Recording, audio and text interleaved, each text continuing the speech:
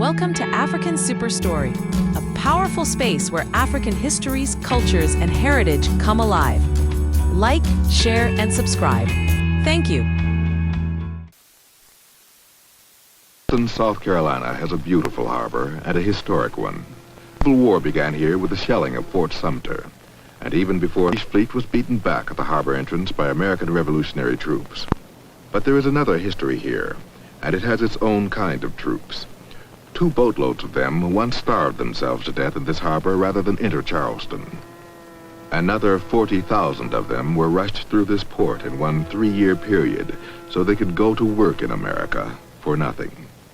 They were Africans, but in this country they were taught to look at themselves another way, as slaves.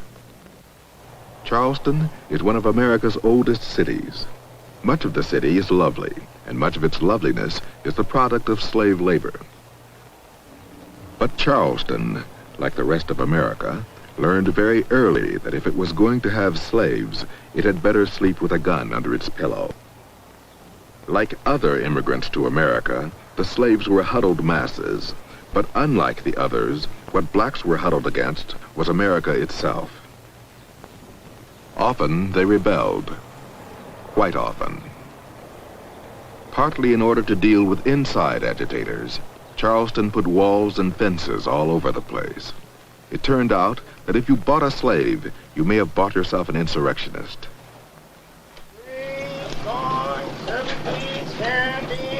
Today, all over America, there are still echoes of the noises made when one race tries to subjugate another. We will explore the heritage of slavery and the roots of black rebellion.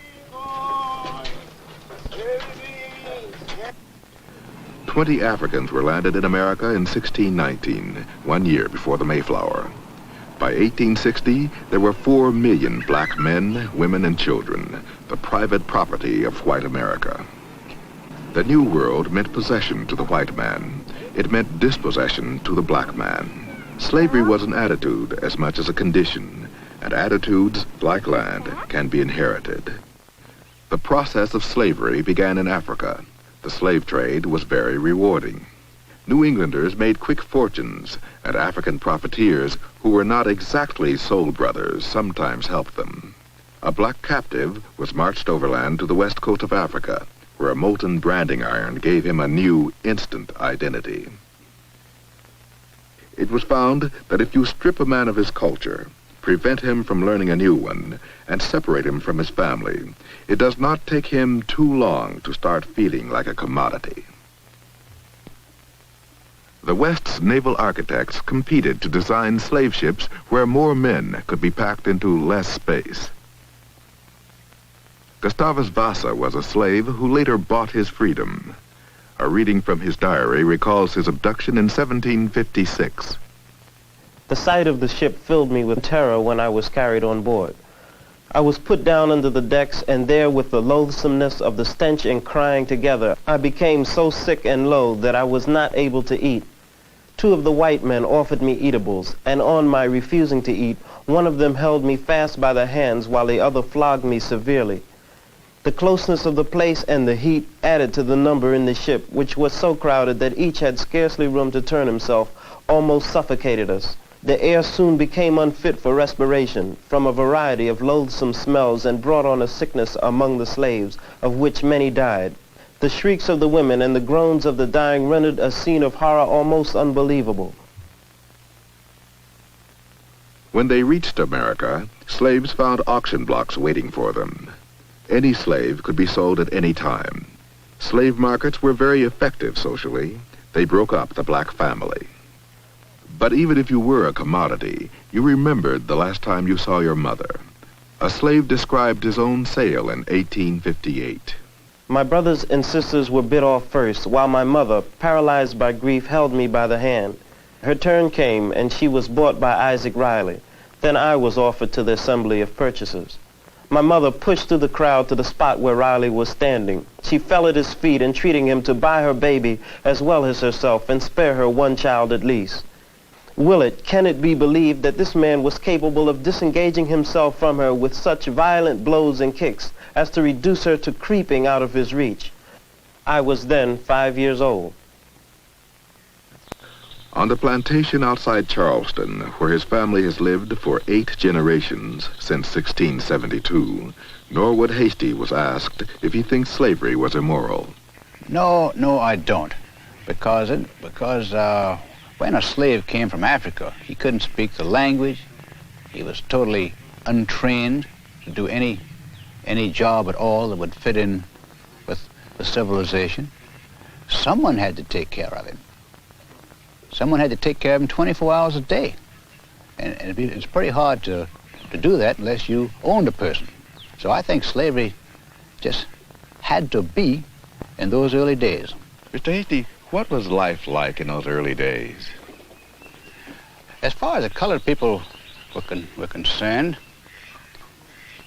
I feel that they were a good bit happier than they are now. They had less in the way of material things. But I can remember back in the 20s when I was a small boy, they were always singing at their work. They had a great sense of humor. And now today, they just don't seem to care much about that as they used to. And I think they've lost their sense of humor somewhat, which I deplore. What do you think are the differences between the races? I think there's a refusal to accept responsibility. I think there's a lack of motivation. I've tried here to promote people to foremen, superintendents, but they just refuse to do it. They just don't want the responsibility. They don't worry like the white man.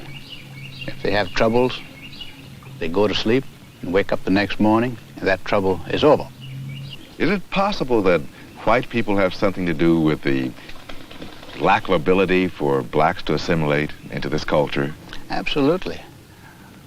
The white man has certainly been prejudiced and to quite an extent unfair.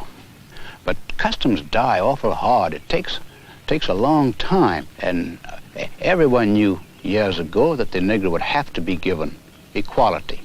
But in the South, knowing Negroes as we think we do, we realize it would take time. It's been compared to straightening teeth. It takes a slow, steady pressure. You can't do it with a hammer. And white people's attitudes will change in time. I'm a lot more liberal than I was 5 years ago, and I know I'll be a lot more liberal 5 years from now, and I think almost everyone else is in that category. What has tended to make you more liberal? Well, realization that the Negro is a human being like anyone else. Mr. Hasty, what did you think we were before you began to think of us as human beings? Well, in a way, we thought of you almost as a very superior pet. Something, or rather someone, we had to take care of, because we had to do so much of their thinking for them. We had to do almost everything for them that, except living their own lives. Anything outside, we had to do for them. If masters did the thinking for slaves, it is not recorded who did the thinking for masters. Most Southerners didn't even own slaves, but they became victims of the glamour surrounding big plantations. Today, there is talk of equality in the future, but it is the romance of the unequal past that still infatuates and torments much of Charleston. For blacks, that past is a little thin on romance. It is true that in a home like this one, Scarlett O'Hara might have lived. And a home like this might have contained an overseer like Simon Legree. But it is an absolute certainty that if I had been around in those days, I would have lived right here. And that, for an increasing number of black Americans today, is what American history is all about. Slaves were sold at several markets in Charleston, and one of them has been meticulously preserved for visitors. Recently, a biracial committee was formed, and it has worked hard to build a new link between whites and blacks. Very little of what American cities have come to think of as racial turmoil has occurred in Charleston. But underneath the graciousness, old relationships are often found intact. Descendants of slaves work for descendants of slave owners. Mrs. Lionel Legg retains the tone of a past she cherishes. So Daisy was my little playmate, my maid, my friend, and the daughter of old Catherine, who was the cook that we adored. And so all those years, we played together, and everyone was happy. We never heard of all these things that we hear about today. And there were nearly 100 enormous rice plantation with many animals around and a beautiful old house and about 100 colored people there. But we loved them, they were our friends. And then it's no disgrace to say they're like children. When we say that, it's because they are like happy children, some of them. Because they like to sit in the sun and rather than work hard. And they'd rather play than work. If you could, would you paint a picture for us of what it was like on the plantation in your early days? It was a lovely, happy time living in open spaces with many lovely colored people and animals and flowers and fields. My father had everything thoroughbred, from the pigs, horses, the dogs, and the people had to be thoroughbred. And we would get into a buggy with him and drive to the plantation from what we call the pine land where we lived. And we would spend, every Saturday this was, and we would spend the day in old Fortune, I can see him now, would give us dinner, and we would have a heavenly time. And old April, he was the dairyman. That's all he did. All he did was to skim the cream over these great big bowls of clabber and put them in the wooden churn and churn this marvelous fresh butter. That was April's job. He didn't do anything else but love us and skim the cream. The Southern white man just loves to say that, oh, our Negroes are happy. They like it. They like the way things are. If other people would just leave them alone, there wouldn't be any problem. And some, I think, really believed it. And I think that that's one thing perhaps just sort of thrown them off balance when all of a sudden their Negroes just weren't behaving the way they thought they ought to behave. You were just a doormat. And that's where the good relations came in. As long as you're a doormat, we have wonderful relations. They just felt that until recently, relations between Negroes and white were just so very good. Just wonderful relations. It's outside agitators. And yet, it never occurs to them that they were good on whose terms? On their terms. This is African Superstory, a powerful space where African histories, cultures, and heritage come alive. Like, share, and subscribe. Thank you. I ask one question here. Can our condition be any worse? Had you not rather be killed than to be a slave to a tyrant who takes the life of your mother, wife, and dear little children? I speak, Americans, for your own good. We must and shall be free in spite of you. You may do your best to keep us in wretchedness and misery, but God will deliver us from under you. And woe, woe will it be unto you if we have to obtain our freedom by fighting. Throw away your fears and prejudices, and we will love you more than we do now hate you. What a happy country this will be if the whites will only listen.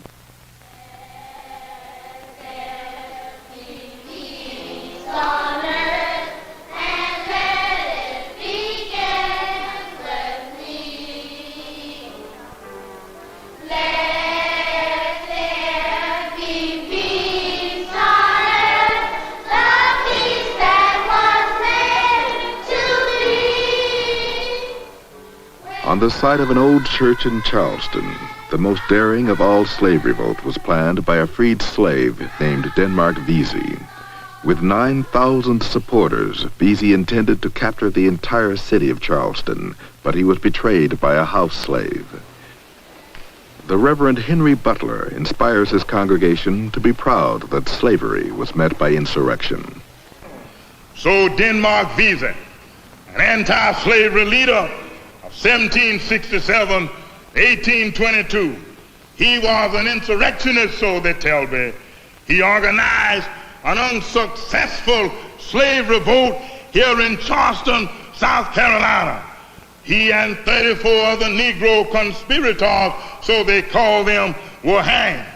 But it was here on this spot in a little old wooden structure downstairs that Denmark Vesey planned his insurrection. And then as now, some of the people could not keep a secret, and I can sympathize because our forefathers were taught not to keep anything secret from the master. And there was a servant who told the master of Denmark Vesey's insurrection and of his plan. And of course the plans were broken up. And then South Carolina passed a law closing all schools and daring Negroes to be caught reading, and this place was closed. When we think of those that were hanged, those that were persecuted, those that were killed, those that have had hose and water poured on them, those that have had bloodhounds on their trail, those that have been mistreated, and in the midst of it all, somehow they stood up because they had a spiritual backbone that caused them to look beyond the temporary things of life. If we are to move in this new day, we cannot have backbones like a jellyfish. What is man? Man is a part of God. Each man is a thought of God. Each man is entitled to be recognized, and we trust that in the future we will not have to do what our fathers had to do, but if necessary, we have to do what is to be done. Those terms have been dictated by a white aristocracy that has ruled the South for almost 300 years. The aristocrats said slavery was one of mankind's noblest inventions, but it was a nobility often maintained by violence. If a slave got beaten enough, some of the milk of human kindness was likely to drain out of him. The master got mad at me, and he buckled me down across a barrel and whipped me till he cut the blood out of me. It felt like I would die, but he owned us body and soul, and there wasn't anything we could do about it. When the master died, we were called in to look at his coffin. We all marched by him slowly, and I just happened to look up and caught my sister's eye, and we both just naturally laughed. Why not? We were glad he was dead. Slaves began running away in the 1600s, but the principal method of escape wasn't formed until the 1800s. It was called the Underground Railroad, though the journey was usually on foot. Harriet Tubman, the railroad's outstanding conductor, would walk innocently past a plantation, singing "Steal Away to Jesus," and the slaves would literally steal away to Philadelphia or Boston. Wherever there was slavery, there was also resistance. The revolutionary movement among blacks began long before the Spirit of '76. Until 1800, slavery was legal in the North. New York City had a massive slave insurrection in 1712. There were at least 250 recorded slave revolts in America. The most effective insurrection was led by Nat Turner in Virginia in 1831. Turner and his fellow revolutionaries killed 60 white people before they themselves were captured and executed by state and federal troops. The South was terrified. Owners decided they had better be protected from their property. Slave laws became more severe. In 1850, Congress lent the South a hand by passing the Fugitive Slave Law, allowing Southerners to come north to reclaim their runaways. But resistance had its own momentum, too. It was articulated fiercely and with finality in the famous appeal by David Walker, a free black man living in the North. The heritage of slavery.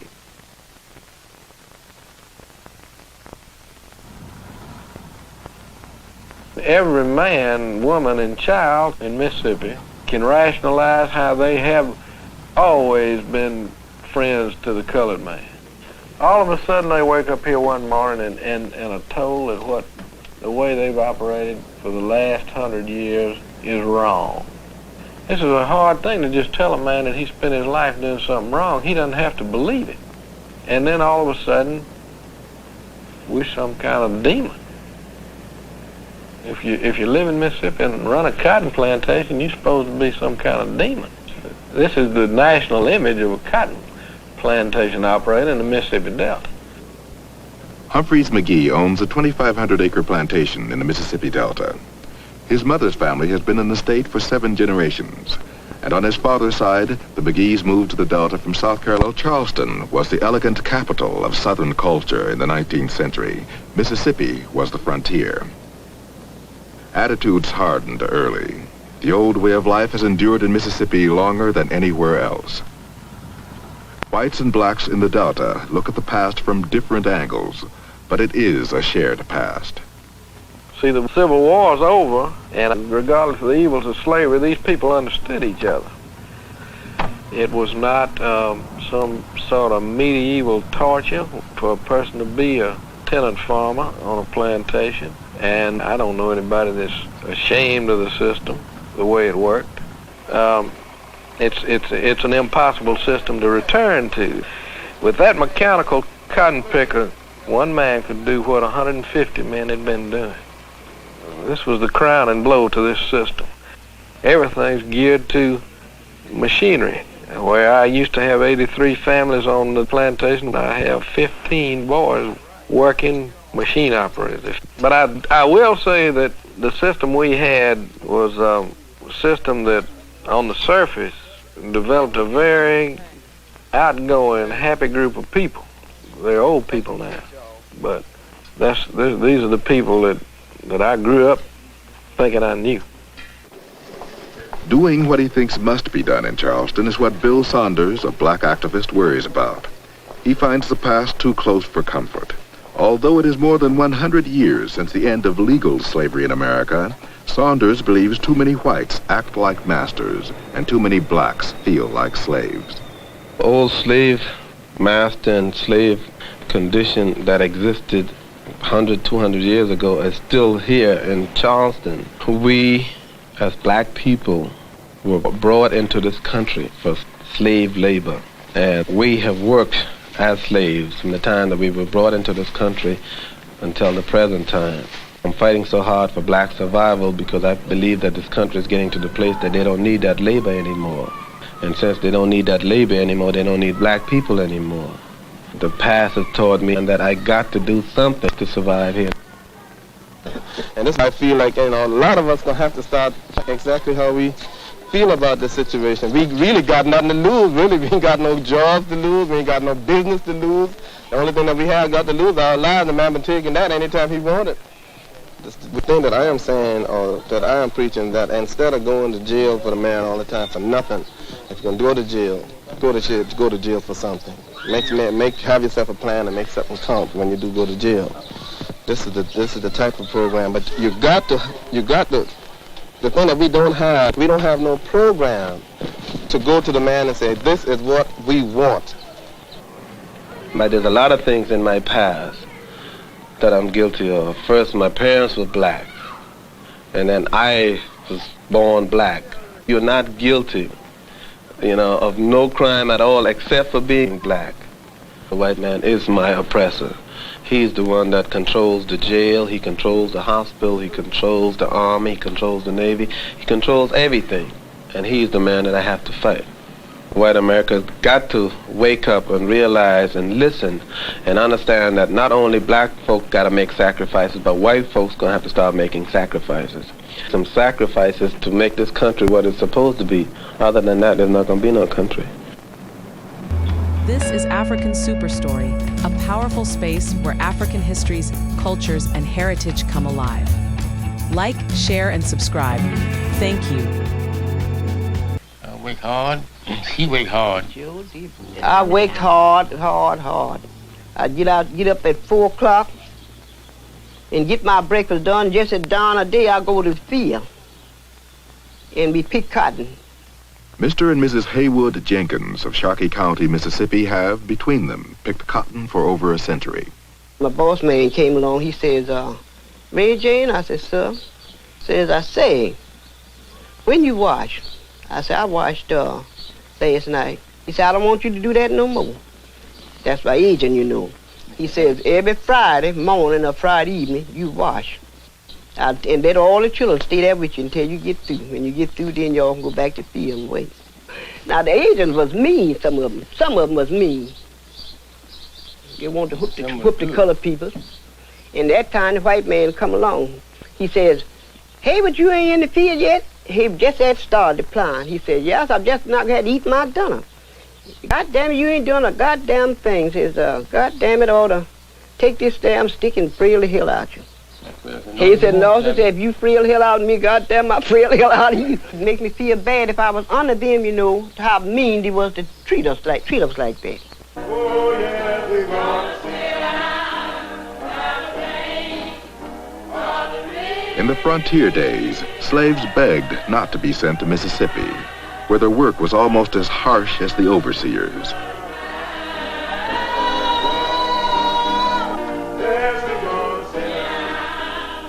Resistance was often subtle, but seldom absent. A runaway slave said that each so-called happy song was a testimony against slavery and a prayer for deliverance.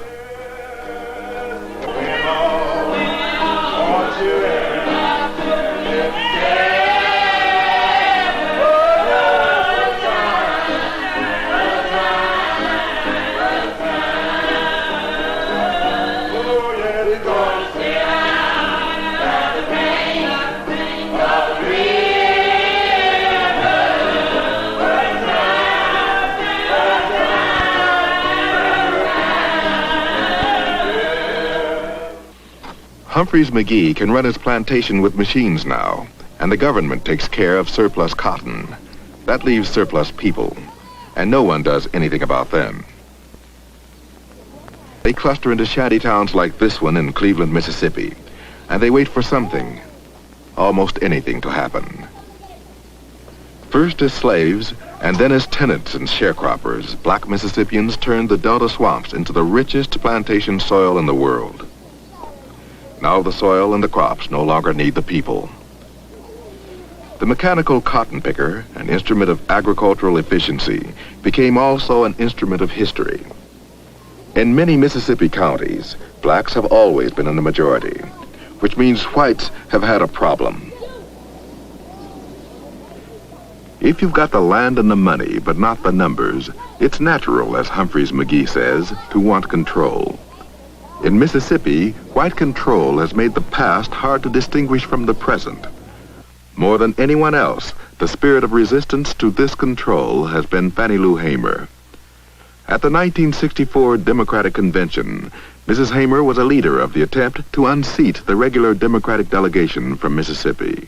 Mississippi is still a very rough place. You know, people is not just walking up like they used to do in the past, walking out, you know, shooting a man down or getting maybe 200 or 300 people carrying you out and lynching you, but it's in a most settled way. You know, they can let you starve to death, not give you jobs.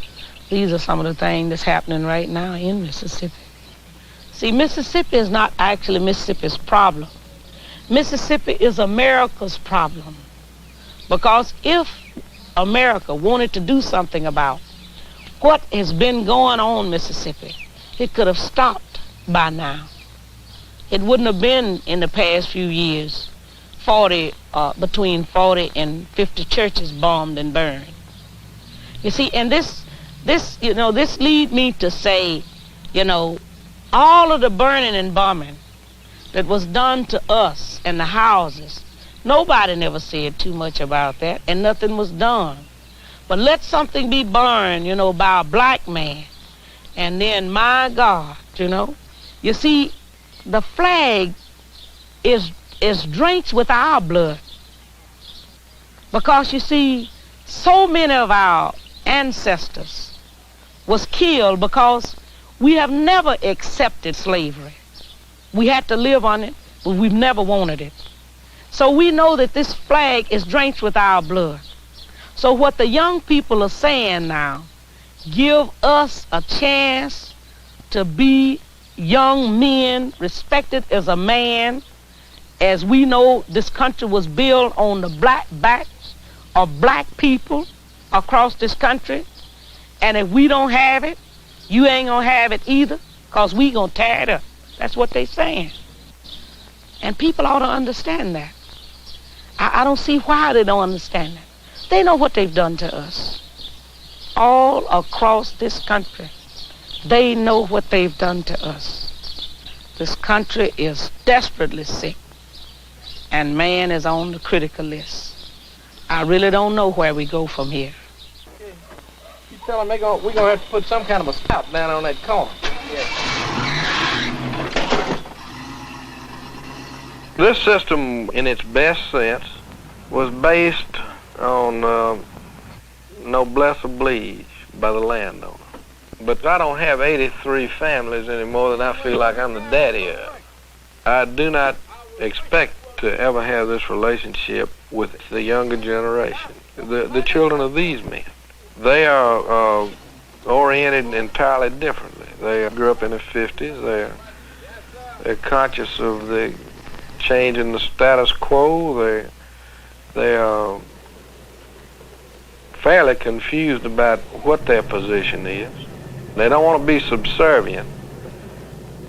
From when I saw my mother and father and my brothers do while I was growing up, I feel that I don't want any of my kids to go in a world like this, because I know some days I saw my mother slaving from 6 in the morning in hot sun, 100-degree weather, from pulling a hoe in a field from 6 until night, with about an hour's break between us all this time, and my father doing labor that machines wouldn't even be made to do hardly. The labor's that bad. And I feel that if we've been working this long and can't even own the shirts on our back, I feel that we have to take some drastic steps to make something happen, to make a change come about, because Mississippi is going to either have to change or there can be no more Mississippi. And we have to do this in any means that's possible. Through our parents, we've earned Mississippi. There's no question about it, brother. I mean, if my mother got there and sweated from morning until night, and you tell me I don't own anything she sweated on, I mean, how can that be? How can it be? The white man does not want to give over his institutions, and that's what people fear that would happen. You just don't want to turn over the reins of everything and give up control. Who wants to give up control? Awfully out. Okay, guys, get in the car. Let's go. So white supremacy is undoubtedly a feeling that white people have all over the world. Of course, how the black man and the white man would live together has been the paramount concern of people ever since the Mississippi Valley was settled, especially when the greatest number were the black people. The problem is, I don't need the men I used to need. This is African Superstory, a powerful space where African histories, cultures, and heritage come alive. Like, share, and subscribe. Thank you. May I have your attention, please? Greyhound coach now loading on my end. Where many black Mississippians are going is north. Over 400,000 since 1950. State line and Memphis. Connections for all points north. Chicago, Detroit. What is finally breaking up the old relationships in Mississippi is not enlightenment, nor revolt, nor the civil rights movement. It's just machines. And when the machines came, many of the blacks had to go.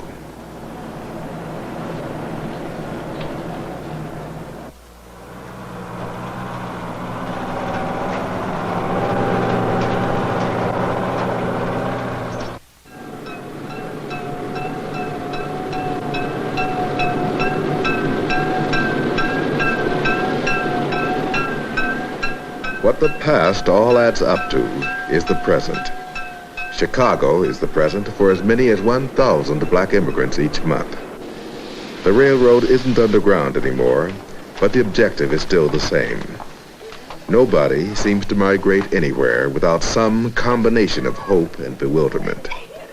After 300 years, the huddled masses are still looking for what eluded them in the South. jobs, freedom, a different way of life.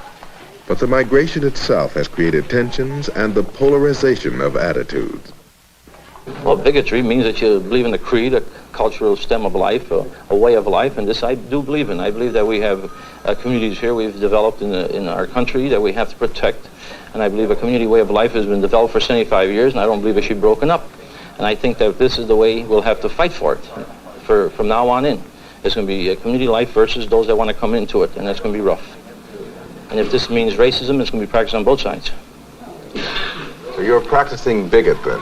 I'm a practicing bigot. I believe in my way of life. As far as I'm concerned, things are getting worse in America. I haven't seen where American did nothing for the black people. What have American did? They gave a few Negroes with high position a higher job. That's still not helping the grassroots. I'm in the grassroots. My little brothers around here are in the grassroots. My sister is living in the grassroots. She's still living in the grassroots. As a young black man, I feel that I have an obligation to my race of people. Not to no other race or no other nationality, just to black people.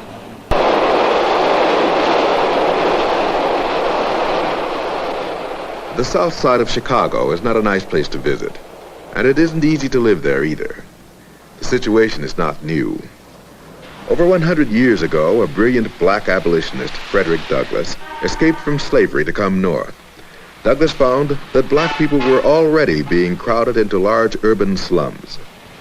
Today, 85% of Chicago's black population live in ghettos. What the black man who leaves the South faces when he comes to Chicago is described by the Midwest Director for the U.S. Civil Rights Commission, John McKnight. In the South, he knows who the man is, the man up there on the hill in the big white house. And when he comes to a city like Chicago, it's much harder to determine who that man is. Such a complex society. It's a different man who controls the house from the man who controls the job, from the man who controls the welfare, from the man who controls the hospital, from the man who controls the school. And I think what's happening is that he comes rather quickly to the conclusion that the man is all the white men.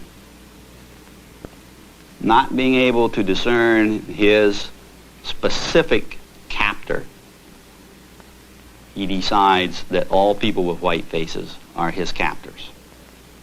And to the degree that all white people are engaged in supporting the systems of separation and racist institutions that we have in the North, that judgment is basically accurate.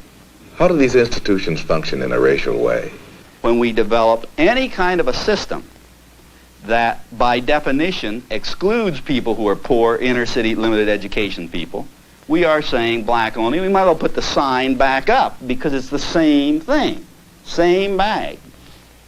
The problem that we have in white America is that most white people, when they hear about white racism, most white people say, man, that's not me. I never discriminated against anybody. Never did. And in their sense of what discrimination means or what racism is, they may be right.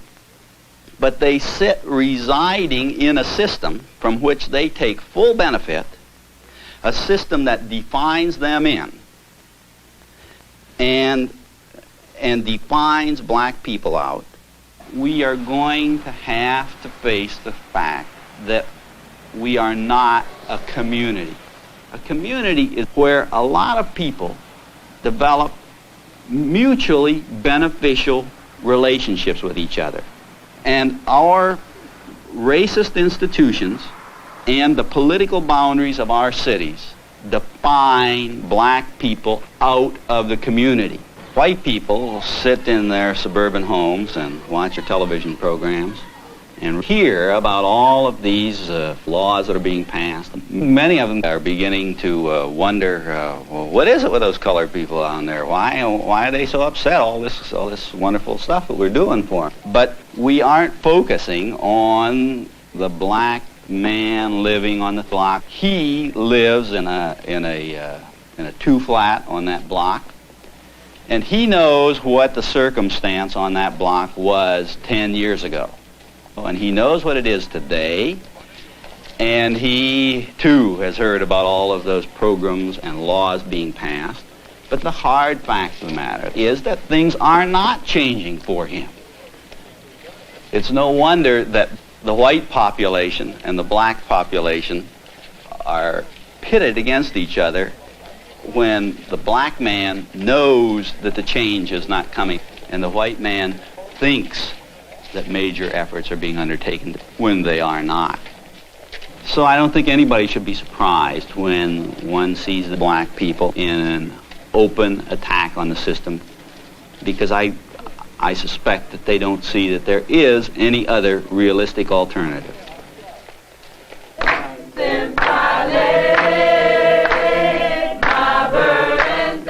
James Turner, an instructor in political sociology at Northwestern University, also teaches a summer study group what black patriotism means to him.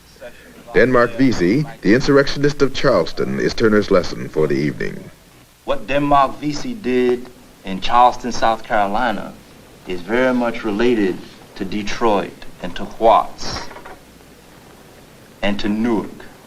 It is very much related to black men saying, "Tanks be damned, I'll have my freedom." The price of freedom is not cheap. Denmark Vesey was very mindful of this. So it's very important for us, the lessons of Denmark Vesey. A lot of us like to think that the effective thing is to woof at the man, to get up and blow our whole game to him. That somehow the revolution will come through oratory. The unique thing about Vesey is that he was a quiet man, which is often a mark of determination. Yes, sister? How come this wasn't taught in our school? I think that this is a very good question, why it is that Denmark Vesey doesn't stand beside Patrick Henry. Because they've never wanted us to come to the kind of position and the state of mind that those of us who have gathered around this table have come.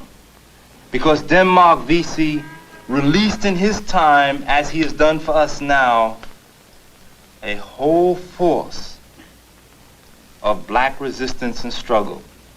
We have not been able to talk about, because they're nameless and faceless, the thousands of black people who fought in a more quiet way. Those black women who consigned to cook in the kitchens of the slave master, who ground up glass to very fine bits and put it in the master's soup. And then asked the master, "What's the matter, boss? You seem like you're not well." And the white man was tricked by his own notion that our people were just silly, as he bled internally to death.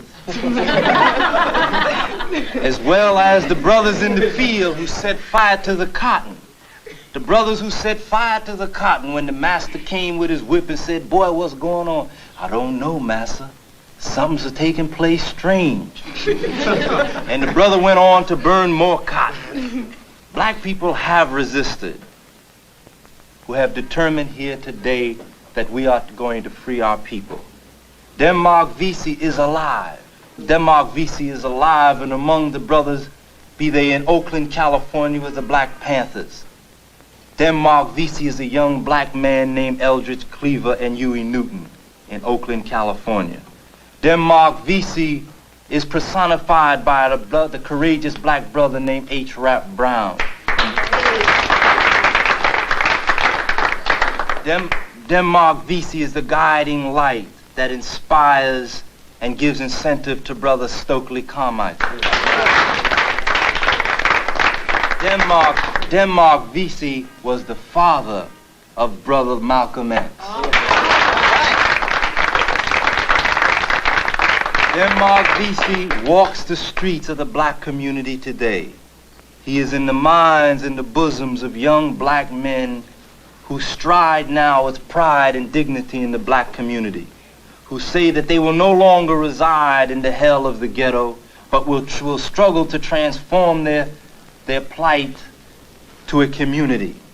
They will do it or die trying. That there is a fever of revolution in America, and that it's a black revolution. The only thing that is hanging us up, which we must clear up, we must sit down and continue to analyze and discuss what our particular role will be in the revolution.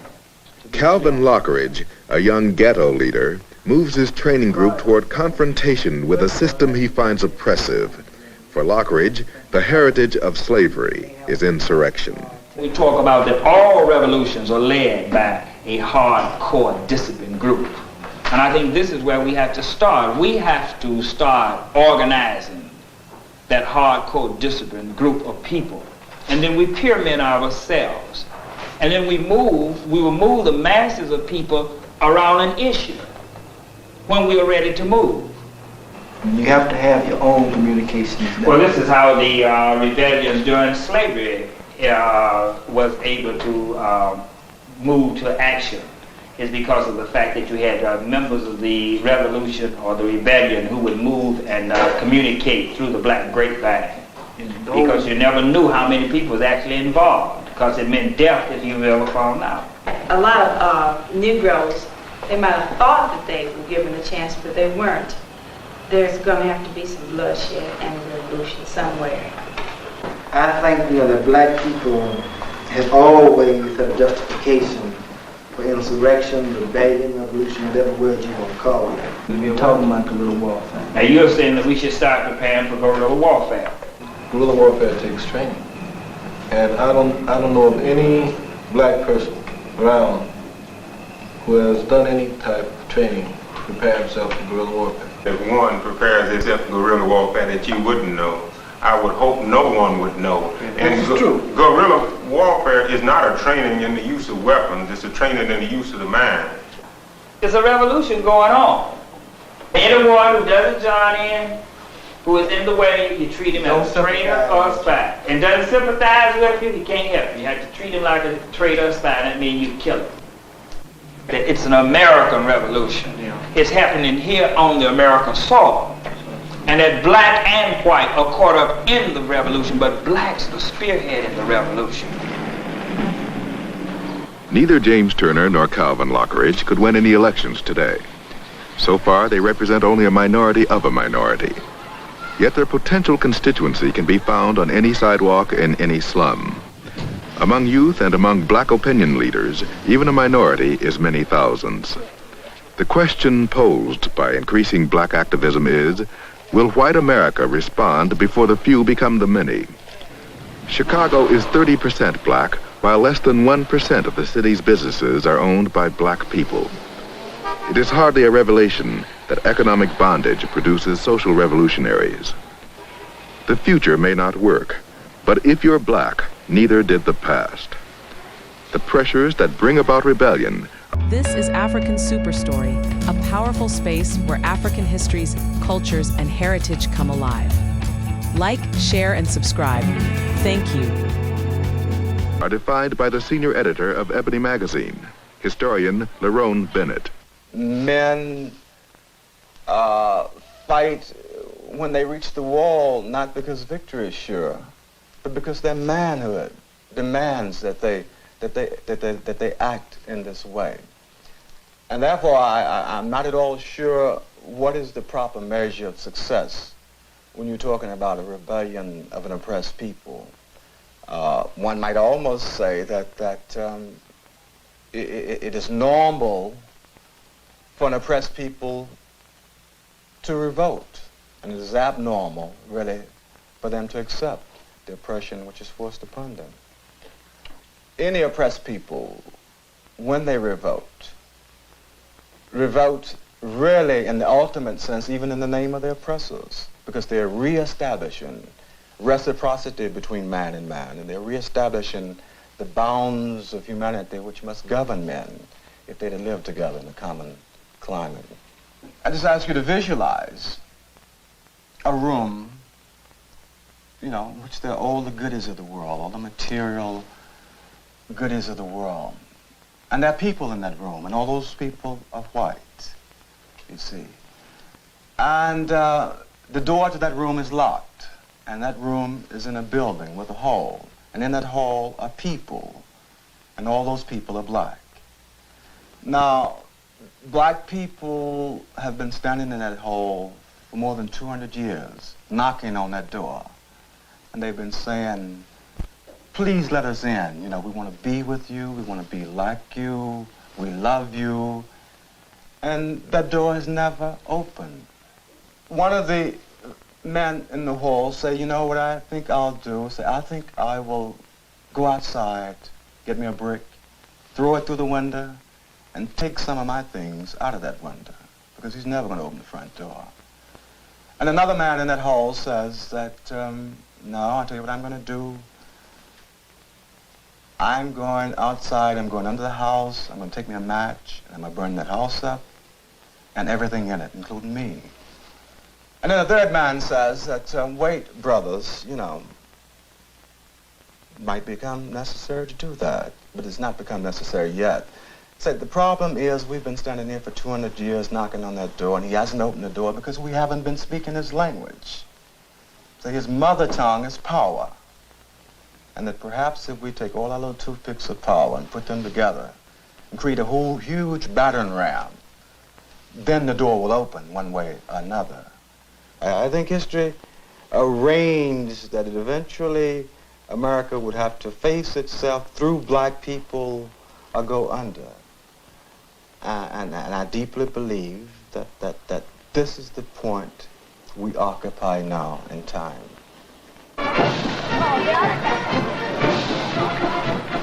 A suburb of Chicago, July 4th, this year. If you're white, try to think black. For 200 years, blacks have watched white parades roll by. For most Americans, the past itself has been white. George Washington and Thomas Jefferson are the champions of American independence, but they were also slaveholders. Patrick Henry wanted liberty or death, just like Denmark Vesey and the young men in the ghettos today. But Patrick Henry was also a slaveholder. Freedom, like history, is not supposed to have a color. But when America institutionalizes freedom and history, all the symbols are white.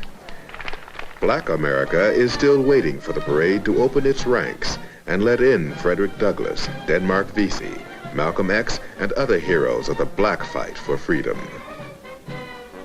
Frederick Douglass, the escaped slave, was once invited to celebrate July 4th with white people. He told them, "This 4th of July is yours, not mine. You may rejoice. I must mourn." When white people celebrate black heroes, as black people have celebrated Washington and Jefferson, the battle for the past will be over. And when the past belongs to everyone, so will the present. Most black people still don't want to wreck this parade. They want to join it.